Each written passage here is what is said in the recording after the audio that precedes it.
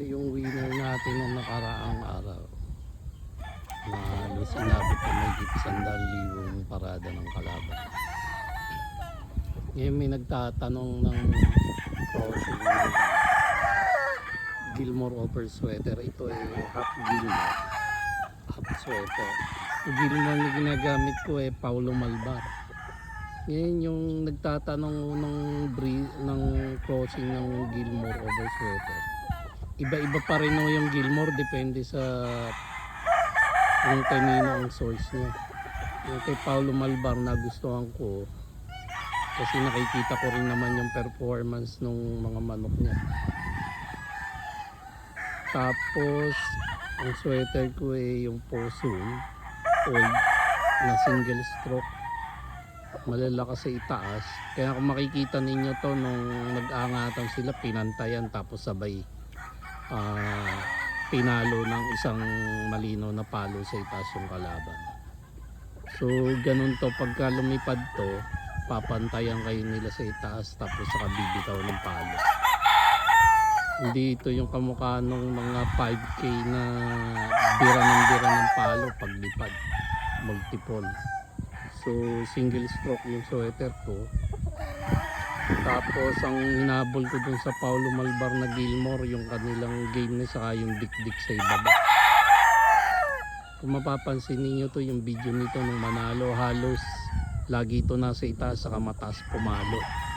Hindi ito yung pumapalo na yung tinatawag na siya chapol. Ang palo nito lagi nasa itaas, kanya madalas pumapalo. So mamimili lang kayo ng Gilmore na pwede nyo ilagay. Hindi lahat porque sinabing Gilmore so pwede na sa pag-aaralan nyo.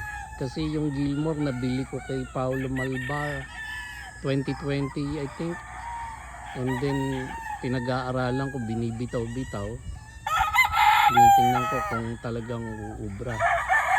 So hindi agad-agad na tapos nga pinaparami. Medyo hirap lang ako paramihin. Pero gano'n ang dapat kilalanin niyo yung manok niyo. Hindi ko sinabing Gilmore over sweater, bibili ka ng Gilmore tapos bibili ka rin ng sweater sa iba pag pinagsama mo okay na. Pinag-aaralan ho yan at kinikilala yung mga bloodline.